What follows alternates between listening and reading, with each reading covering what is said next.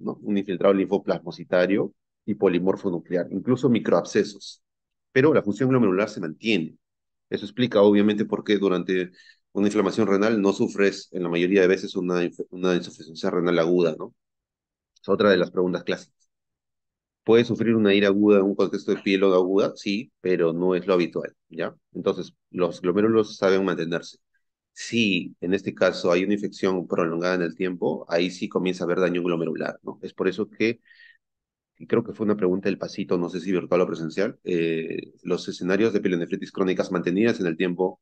Ah, sí, les di el caso clínico, el señor este con cálculos coraliformes tratado múltiples veces con antibiótico terapia que terminó con insuficiencia renal aguda, perdón, crónica. Los escenarios de pielonefritis crónica pueden ocasionar situaciones de insuficiencia renal, ¿ya? Ahora bien, la mayoría de veces las pielonefritis crónicas están relacionadas a un factor de riesgo, que también ustedes ya lo saben. En este caso es la litiasis renal. Básicamente es el pan de cada día de los consultorios médicos, ¿no? Es pacientes con litiasis renal e infecciones renales a repetición. Perfecto.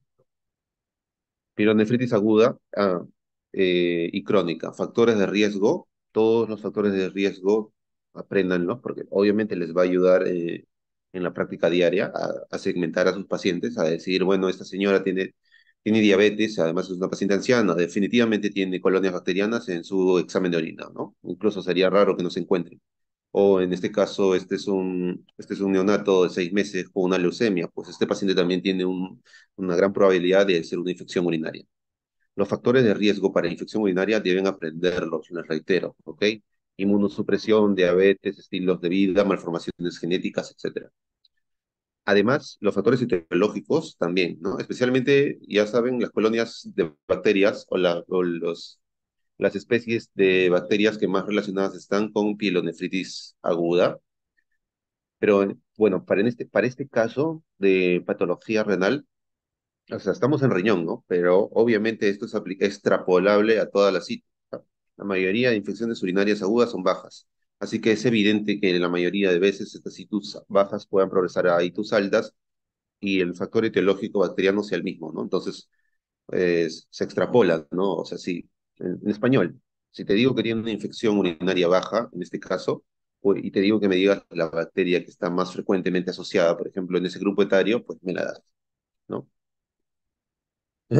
Las vías, bueno, ya saben, ascendente hematógena. ¿Qué más? Bueno, un poco de macro. Macro de pielonefritis aguda es rarísimo de ver, a menos que veas a un cadáver que justamente tenga una pielonefritis aguda. Pero pielonefritis crónica sí es el pan de cada día, ¿ya? Aquí no hay mucho que ahondar en las pielonefritis crónicas. Hay un daño parenquimal, ¿no? Lo mismo, pielonefritis aguda o crónica, el infiltrado intersticial. Vamos a pasar esto. Criterios diagnósticos de pielonefritis granulomatosa. También, ¿ya? El infiltrado linfoplasmocitario a nivel intersticial. Puede haber un infiltrado polimorfo nuclear con formación de pus microscópica o macroscópica, calcificaciones intersticiales, ¿no? Algunas son samomatosas, células gigantes multinucleadas, la presencia de macrófagos espumosos cargados de colesterol y restos también de cálculos renales, ¿no? Además de la posible atrofia del parénquima renal y daño de eh, glomerular e intersticial, ¿no? Con la presencia de, como ya han visto en la práctica, de la característica tiroidización de los túbulos contorneados proximales y distales a nivel del parénquima renal, ¿ya? Criterios de pielosantogranulomatosa. Hay algunos más, ¿no? Está en discusión, pero básicamente lo más importante son la presencia de macrófagos espumosos con las calcificaciones y el infiltrado linfoplasmocitario severo. Cuando me hago un vesícula biliar, creo que también vamos a ver criterios de pielonefritis antogranulomatosa. Los cálculos renales y su composición, ¿no? ¿Cuáles son los cálculos de Struvita? ¿Cuáles son los cálculos, en este caso, de oxalato de calcio? Sus porcentajes de frecuencia, etcétera, ¿no? Acá, esta imagen es importante porque toman casos clínicos de esto, ¿no? Como les mencioné, son tres formas que tiene un riñón de comportarse en una pielonefritis crónica. Uno puede estar de tamaño normal o conservado. Por ejemplo, este de acá, ¿no? Es un paciente con múltiples pielonefritis crónicas, en este caso secundario a obstrucción, bacán. Lo otro es que pueda conservar su tamaño o disminuirse, ¿no? En este caso, se conocería esto como atrofia renal, causa por, obviamente, insuficiencia renal, ¿no? El riñón que sufre atrofia renal, ya sea porque se vuelve más pequeño todo, o en este caso porque hay una hidronefrosis que genera disminución del parénquima renal, inevitablemente va a tener pérdida de función y por lo tanto va a ser un riñón no funcionante, entre comillas, ¿no? O cuya tasa de filtración glomerular sea baja. O sea, se vuelve pequeño, es la otra forma, pequeño o atrófico. Y en tercer lugar, que no está acá, pero tienen que saberlo, es que el riñón se puede volver gigante, enorme. La hidronefrosis secundaria al acúmulo de orina puede hacer que todo el sistema pielocalicial se expanda y el paciente tenga una verdadera masa grande, es básicamente una cápsula renal llena de orina, ¿no? Y estos pacientes entonces debutan con estas masas que son confundidas muchas veces con verdaderas neoplasias, ¿ya? Entonces ya saben, el riñón puede estar de tamaño normal, puede hacerse atrófico o puede convertirse en gigante. ¿Cuál sería el tratamiento más adecuado? Hay criterios, o mejor dicho, guías, le conocen en la clínica como guías de práctica clínica para decidir qué hacer con esto. ¿Se me escucha? Sí, ¿no? Sí, doctor. No veo mi micrófono. Sí, doctor. Ah, ya. Ya, hay guías de práctica clínica para decir qué hacer con estos pacientes, ¿no? Pero un axioma es cierto, si el paciente tiene infecciones urinarias a repetición, tiene riesgo de sepsis focorrenal y por lo tanto la indicación de una cirugía es aceptable y esa es lo que se hace, ¿no? Especialmente si tiene obstrucción urinaria y genera toda una clínica de dolor y cólicos renales a repetición. Entonces aquí les muestro este ejemplo, ¿no? Es un riñón pequeño, la cápsula renal se fibrosa, el parénquima renal se une con la cápsula y se forman estos verdaderos surcos, ¿no? La mayoría de cirujanos, cuando ven esto, saben que este paciente ha tenido pielonefritis crónica, ¿no? Un corte en este caso revela zonas de marcada atrofia del parénquima renal. Bueno, más macro, un poco de granulomatosa, seguimos pielonefrónica.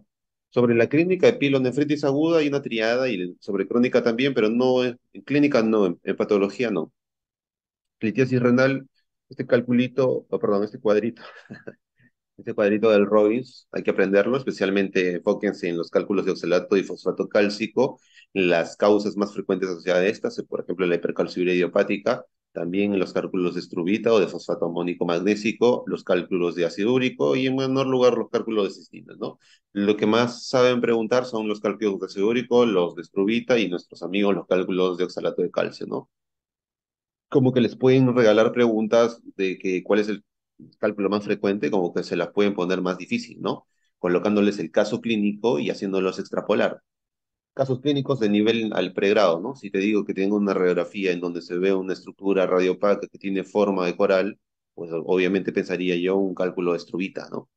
O si tengo un paciente con antecedentes de niveles elevados de ácido úrico, por ejemplo, antecedentes de gota, antecedentes de hipertensión arterial, de obeso, que cursa con múltiples episodios de cólicos a repetición, pues obviamente los cálculos de ácido úrico estarían dentro del diagnóstico diferencial, ¿no? Quiénes son radiolúcidos, quiénes son más radiopacos, etcétera, ¿ya? El cuadrito este es el santo grial para las preguntas clásicas de los exámenes de todos los chicos que están en pregrado de medicina. Ya luego, wow, creo que he ido muy rápido, pero mejor. Luego vamos con neoplasias benignas renales. Aquí, como les mencioné, primero los quistes renales, ¿ya? No es una neoplasia en sí, ¿no? No es una neoformación, pero sí es un tumorcito, ¿no? Es un tumor benigno, pero básicamente es una zona de dilatación del parénquima renal debido a la acumulación de orina, o en este caso de filtrado glomerular.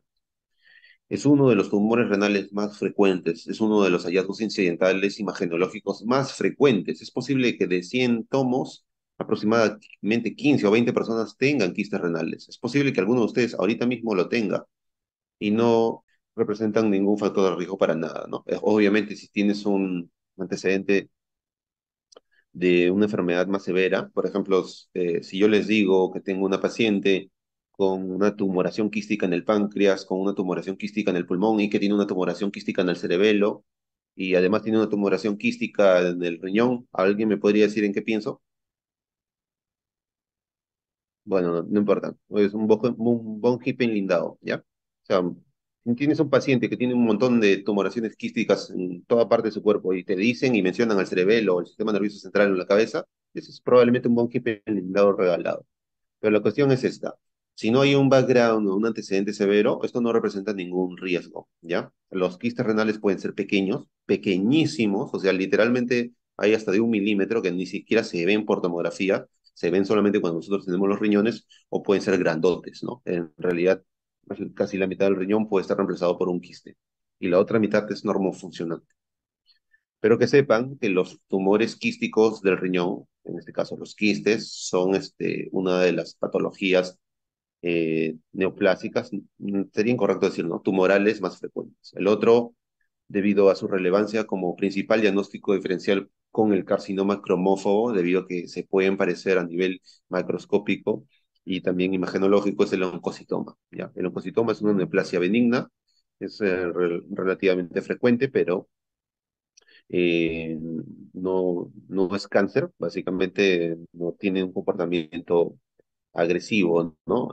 A pesar de que su morfología microscópica sea un poco molestosa, no lo es, ¿no? Imagenológicamente puede tener una escar central que te puede orientar a hacer el diagnóstico, pero tampoco es patognomónico, ¿no? Pueden ser tumoraciones pequeñas, de 1 o 2 centímetros, o pueden ser tumores francamente grandes, pero en este caso, bueno, el estado actual del arte en imágenes te permite hacer una buena sospecha diagnóstica, ¿no? Pero definitivamente el gold estándar para hacer el diagnóstico de patología tumoral renal, tanto benigna como maligna, como infecciosa, como autoinmune, es la biopsia renal, ¿ya? Eso también creo que no les he dicho antes, ¿no? Si alguien quiere acercarse al diagnóstico, por ejemplo, de una glomerulopatía, definitivamente tiene que hacer una biopsia renal, ¿no? ¿Quieres diagnosticar enfermedad de cambios mínimos en un niño? Pues le haces una biopsia renal porque esa biopsia tiene que ir a dónde. ¿Alguien sabe cómo se hace el diagnóstico de enfermedad de cambios mínimos? Bueno, con microscopía electrónica, ¿no? En este caso, su biopsia son el protocolo de cortes, ya se los he dado, ¿no? La biopsia va a metoxilineosina, tricrómica de Mason, paz, reticulina, y un poco de esa biopsia se guarda porque se manda a Lima, al Instituto Nacional de San Borja, y ahí le hacen estudios de microscopía electrónica, porque como saben, la enfermedad de cambios mínimos amerita un estudio por microscopía electrónica, porque ahí, wow, me estoy quedando sin tiempo. Ya, porque adivinen, la enfermedad es de cambios mínimos, ¿no? Ya, perfecto. Entonces, el oncocitoma, como ven, es una neoplasia de color marrón. ¿Cuánto falta para que acabe esta reunión? Ah, ya, 9 minutos. Ok. Su color marrón hace que se parezca macroscópicamente a un carcinoma cromófobo. Y como verán, en algunas situaciones engaña a los radiólogos, porque por ejemplo acá tienes un tumor que compromete el seno renal e incluso se acerca al hilio renal, ¿no? Algo que no es habitual en los oncocitomas, porque son básicamente neoplasias bien delimitadas, expansivas, periféricas, pero en este caso, al tener este comportamiento, obviamente puede ser confundir y malinterpretarse como una verdadera neoplasia maligna, ¿no? En este caso, un carcinoma renal de células claras, que es uno de los más frecuentes. Entonces, esto ameritó, para este caso, a este paciente, muy probablemente la extirpación de toda la celda renal y después se dieron cuenta de que en realidad se trataba de un tumor benigno, ¿ya? Entonces, esta es la morfología microscópica, ¿no? Estamos hablando de células que tienen un citoplasma oxíntico y granular, ¿no? De ahí su nombre. Son células oncocíticas que hacen el diagnóstico de oncocitoma, ¿no? Tú puedes utilizar inmunohistoquímica también para ayudarte, pero básicamente la morfología, la ausencia de los criterios generales de malignidad que ya les he expuesto, de forma incompleta, lo siento, te van a hacer o te van a orientar bastante al diagnóstico. ¿Qué pasó acá? Me salí.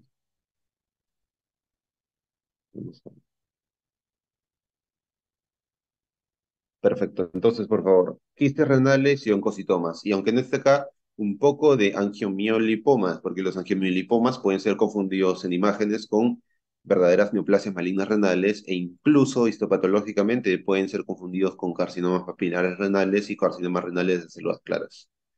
Neoplasia maligna de células renales. Sencillo para los alumnos de pregrado. Solo tienen que aprenderse tres, nada más. Tres: el carcinoma renal de células claras, el carcinoma papilar renal y el carcinoma cromófobo, nada más. y no tienen que aprenderse ninguna peculiaridad de las muchísimas que hay, solamente sus características generales, ¿no? Entonces, seguro ya les comentaron, básicamente el tumor renal más frecuente es un carcinoma renal de células claras. Es súper, súper, súper frecuente. O sea, no se imaginan lo frecuente que es. Dentro de todo, claro, el grupo de las neoplasias malignas renales hablo, ¿no? Porque a nivel general no es frecuente. Entonces, nos dice la bibliografía que hasta un 70-80% son carcinomas renales de células claras. En base a la experiencia que tengo, les digo que 9 de 10 veces es un renal de células claras. Una de 10 es papilar y menos de una es cromófobo. Y entonces, el carcinoma renal de células claras tiene un comportamiento variado, ¿ya? Puede ocurrir en varios grupos etarios, pero básicamente en la etapa adulta es donde vemos la mayor ocurrencia de esta enfermedad. Respecto al comportamiento, la mayoría de situaciones, el estadio del paciente manda, pero básicamente recuerden el siguiente axioma, tal vez muchos de ustedes no lo tengan. Le encanta el sistema vascular, ¿ya? Es una neoplasia fundamentalmente vascular y esto se explica obviamente en este caso por las anomalías genéticas que están relacionadas, ¿no? En este caso la alteración del gen del brazo corto o petit del cromosoma 3 en la región 12-26 que codifica el gen del von Hippel-Lindau altera varias cadenas que algunas de ellas tienen que ver con, en este caso, la vía de receptor del factor de crecimiento epidérmico, del factor de crecimiento epidérmico, perdón, del factor de crecimiento endotelio vascular, entre otras, y que a su vez están relacionados con la vía de los factores inducibles de la hipoxia tipo 1 alfa. Básicamente lo que ocurre acá es que tenemos una neoplasia que se retroalimenta con proliferación vascular, ¿ya? Crece rápido, entre comillas, tiene múltiples vasculatura, lo que hace que tienda a diseminarse, pero no solamente la rica vasculatura interna hace que se tienda a diseminar, sino que también es una neoplasia que le encanta, y ahí viene el otro axioma, la vena renal, ¿no? Al acceder a la vena renal, el tumor puede diseminarse por regiones impensables del cuerpo, y aquí viene el tercer axioma. Este es un tumor maligno característico del cuerpo humano que se puede o que puede hacer metástasis en lugares que ni se imaginan, ¿no? Imagínense alguna parte rara de su cuerpo que tengan, ahí puede estar ahí, ¿ya? Eso, eso en tumores es raro, ¿ok? O sea, básicamente la mayoría de tumores tienen metástasis en sitios predefinidos o en sitios que tienen mayor aporte vascular. Es obvio. Y si tienes una metástasis, se va a ir a un lugar que tiene un montón de aporte vascular, pulmón, hígado, cerebro, riñón, ¿no? Pero este no, este se va, por ejemplo, al lóbulo, al lobulillo de una oreja o al dedo chiquito de un pie, o como les mostré, como se reportó, a la zona inferior del labio o de la boca.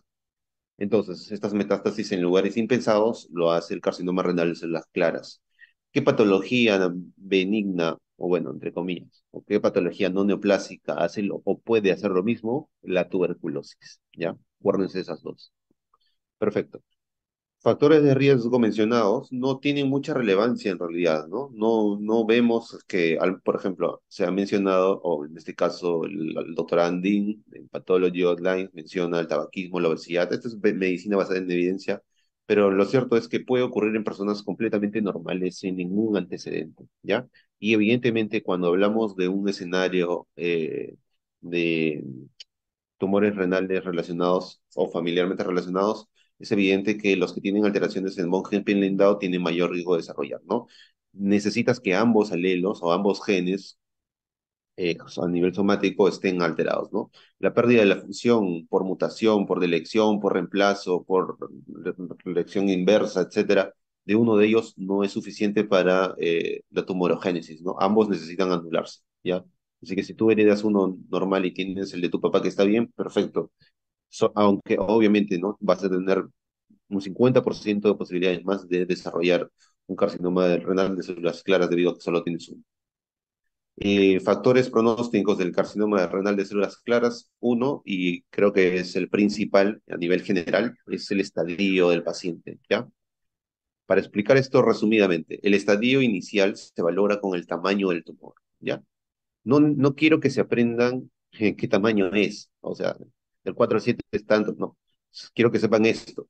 Uno, el tamaño del tumor influye en el pronóstico. Dos, el compromiso, ¿no? De estructuras, especialmente como en la vena renal, influye en el pronóstico. Y en el último estadio hablamos de cuando el tumor sale de la celda renal. ¿Ok? Esto, miren, perdón. Ah, perdón, está acá. Qué tonto. ¿Dónde estoy?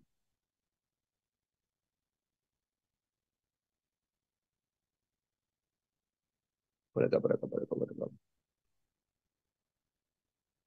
No hay ninguno con una celda renal. Qué salados, chicos.